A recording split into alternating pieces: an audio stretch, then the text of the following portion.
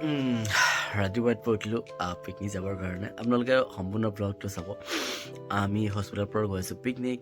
তো আপোনালোকক প্ৰত্যেকটো পৰ্চন দেখাব চেষ্টা কৰিম, আমাৰ পিকনিকৰ প্ৰত্যেকটো অংশ দেখাব চেষ্টা কৰিম। একেলগত বলক আমি পিকনিকত যাওঁ।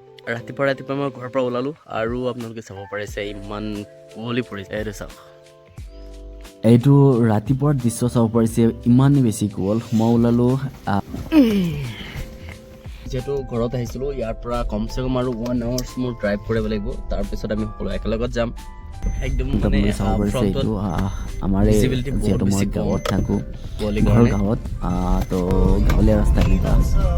তো গাঁৱলীয়া ৰাস্তা অলপখিনি পাৰ হৈ পকী ৰাস্তা এটা পালোঁ। পকী ৰাস্তা পাৰ হৈ দুইফালে আপোনালোকে চাব পাৰিছে ধাননি পথাৰ আছিলে, কিন্তু ধান কাটাৰ ছিজন যিটো আছিলে সেইটো কিছুদিন আগতে শেষ হ'ল, ধান কাটি কিনে এতিয়া উঠি গ'লি আপোনাৰ হাইৱেত, মিনি হাইৱে, মানে এইটো মেইন হাইৱে নহয়, এইটো আপোনাৰ লালুক যোৱা ৰাস্তা হয়। আপোনালোকে ৰাতিপুৱাৰ দৃশ্যটো চাব পাৰিছে লালুকৰ ৰাস্তা। মই কেমেৰাটো বাহিৰৰ পৰা ওলাই আপোনালোকক দেখাব চেষ্টা কৰি আছোঁ, যিহেতু মই অকলে ড্ৰাইভ কৰি আছোঁ। চাওকচোন, ৰাতিপুৱা আহি সকলোতকৈ ভাল লগা মুহূৰ্ত, ভাল লগা বস্তু এটা মই দেখা পালোঁ।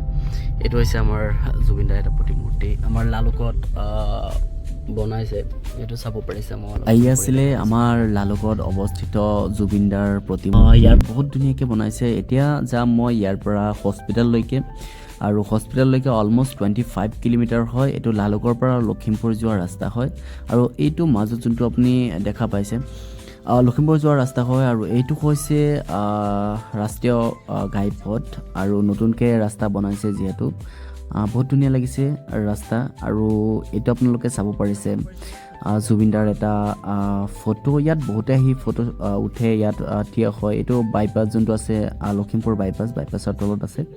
আৰু লখিমপুৰৰ কাৰণে আৰু এটা বেছি ভাল খবৰ সেইটো হৈছে যে লখিমপুৰত এটা বহুত ডাঙৰ এটা ষ্টেডিয়াম বনাইছে। তো এইটো লখিমপুৰৰ বাবে এটা বহুত বেছি গৌৰৱৰ কথা। এনেকুৱা আমি এটা বহুত ডাঙৰ এটা ষ্টেডিয়াম পালোঁ আমাৰ লখিমপুৰ। আমাৰ হস্পিটেল এইখন হৈছে আমাৰ silver crest multi speciality hospital. তো ইয়াৰ পৰা আমি ওলাম। এইখন হৈছে আমাৰ silver crest multi speciality hospital. মই হস্পিটেলৰ ফ্ৰণ্টত আহি পালোঁ। অলপ পিছত ইয়াৰ পৰা আমি ওলাম, পিকনিক স্পটলৈ যাম। আৰু পিকনিক স্পটৰ জেগাডোখৰৰ নাম হৈছে আপোনাৰ কাকৈ। তো দেখাম আপোনালোকক। আমাৰ বাছ আহি পালে, বাছত যাম সকলো। এইফালে চাব পাৰিছে বাছ হৈছে আমাৰ পৰাগ দা। নমস্কাৰ। কিবা এটা কৈ দিয়ক। নতুন বছৰ আহি আছে, চবকে নতুন বছৰৰ আগতীয়াকৈ শুভেচ্ছা জনালোঁ। সকলোৰে দিনবোৰ যেন ভালেই হওক। আচ্ছা আমি ক'ত গৈ আছোঁ? আমি আজি পিকনিক, আমাৰ অতি ষ্টাফৰ চিলভাৰ ক্ৰেষ্ট হস্পিটেলৰ অতি ষ্টাফৰ পিকনিক আজি আমাৰ ছাৰ। চ' আমি কাকৈ গৈ আছোঁ, কাকৈ ৰাজগড়। চ' ভিডিঅ'টো লাষ্টলৈকে চাই থাকক। চাই থাকিব। ঠিক আছে। এইটো হৈছে আমাৰ গাড়ীৰ ভিতৰ ভাগৰ। হাই ছাৰ। মৰ্ণিং। এইজন আছিল আমাৰ নাথ ছাৰ, বহুত বেছি অভিজ্ঞতা থকা এজন ডক্টৰ, আৰু পাৰ্চনেলি মোৰ বহুত বেছি প্ৰিয় হয়। আৰু এইকেইজন য'ত আছিলে আমাৰ এইজন হৈছে আমাৰ পূজা বা একাউণ্টেণ্ট, আৰু এইজন হৈছে আমাৰ ইমান ছাৰ। তো হস্পিটেলৰ পৰা এতিয়া চাউণ্ড ছিষ্টেমটো গাড়ীত লগাই আছে। আমাৰ চাউণ্ড ছিষ্টেমটো লগোৱা নাছিলে, তো ইয়াত আহি সেইটো ঘৰৰ পৰা চাউণ্ড ছিষ্টেমটো লৈছে। আমি আহি পাই গ'লোঁ কাকৈ যোৱা ৰাস্তা, আৰু বহুত ফূৰ্তি কৰি আছে সকলোৱে। তো বহুত এটা ভাল লগা এইটো জেগাত আহিছোঁ এইখিনি সময়ত। আৰু এইখিনি হৈছে আমাৰ পিকনিক স্পট। সেইফালে যাব পাৰি, কিন্তু আমি ভাবিছোঁ সেইফালে নাযাওঁ, কিয়নো ইয়াত সৰু ঘৰৰ নিচিনা বনাই থৈ দিছে। ইয়াতে আমি অলপ জিৰণি ল'ব পাৰিম আৰু যদি দৰকাৰ হয়। আৰু ইয়াতে ভাবিছোঁ আমাৰ খানাটো ষ্টাৰ্ট কৰোঁ, আৰু বাকী যি আছে অলপ এনজয়মেণ্টটো ইয়াৰ পৰা ষ্টাৰ্ট কৰোঁ। এইফালে গাড়ী পাৰ হৈ গৈছে, সিহঁতে গাড়ী চাইছে আপুনি কেনেকুৱা কণ্ডিশ্যনত আছে। মেবি এইটো গাড়ী বেয়া হৈ গৈছে নেকি।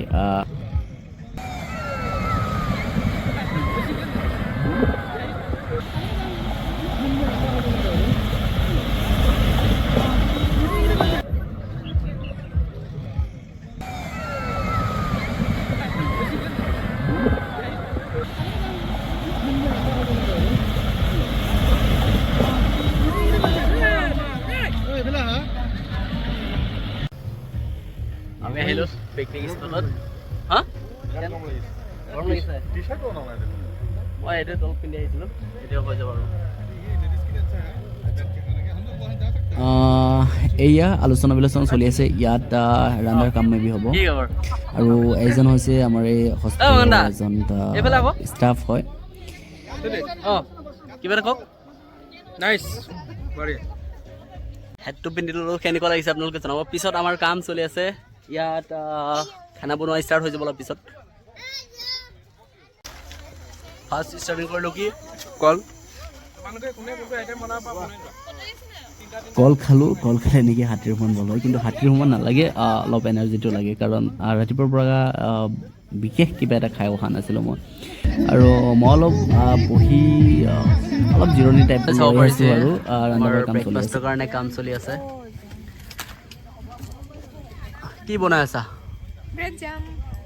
অ'কে আৰু অলপ ব্ৰেড খালোঁ লগতে জেলি লগাই দিছিলে ব্ৰেড খোৱাৰ পিছত অলপ জিৰণি ল'লোঁ আৰু আপোনালোকে চাব পাৰিছে ইমান এটা ধুনীয়া দৃশ্য এতিয়া দিছে চাহ খাম চাহ খোৱাৰ পিছত মেবি অলপ সেইফালে ঘূৰিব যাম আপোনালোকে ৰাইট চাইডত যোনটো চাই আছে সেইটো চাইডত মেবি ঘূৰিবলৈ মানে কি মেইনলি হৈছে এইটো মোৰ ফাৰ্ষ্ট ব্লগ আৰু মই ব্লগিঙত ইমান এটা ভাল নহয় তো আপোনালোকে কম্প্ৰমাইজ কৰিব background voice quality and video' quality অলপ কম্প্ৰমাইজ কৰিব কাৰণ মোৰ ব্লগিঙৰ ইমান এটা এক্সপিৰিয়েঞ্চ নাই তো সেই আৰম্ভ কৰি দিলে ৰন্ধা বঢ়াৰ কাম আৰম্ভ কৰি দিলে জুই জ্বলাব চেষ্টা কৰি আছে কিন্তু সেইবোৰ ট্ৰাই কৰিছে জ্বলা নাই তো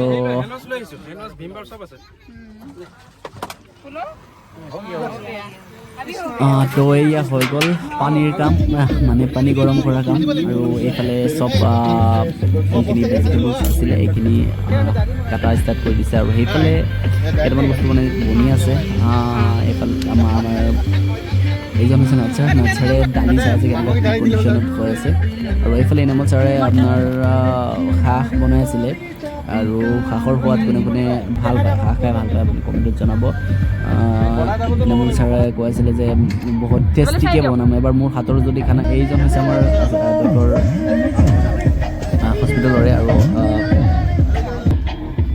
এইজন হৈছে আমাৰ হস্পিটেলৰ এজন পেডিট্ৰিচিয়ান ডক্টৰ হয় বহুত বেছি ভাল আৰু এয়া মই অলপ ট্ৰাই কৰি আছোঁ কেনেকৈ অলপ খানা বনাব পৰা যায় মোক আকৌ এইজন শিকাই দি আছে দাদাই আৰু অকণমানি মাইনাই কিবা এটি খাই আছে আৰু এইফালে আছিলে আমাৰ পূজা বা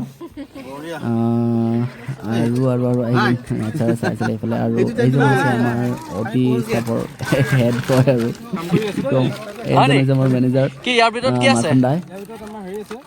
মাথুন ৰেচন अरे भाई एंजॉय कैसा लग रहा है इधर आके बहुत मजा आ रहा है बहुत मजा अभी तो मजा शुरू हुआ है अच्छा अभी तो दिखेगा ठीक है फुल टू अच्छा এইজন যোনজন আছিলে এইজন আমাৰ হস্পিটেলৰ জেনেৰেল মেনেজাৰ হয় GM হয় ओके बेटा ঠিক আছে हाँ বনাই লওঁ তাৰপৰা ক'ম নহয় জানো ठीक है बताइए कुछ कैसे लग रहा है इधर आके बहुत बढ़िया अच्छा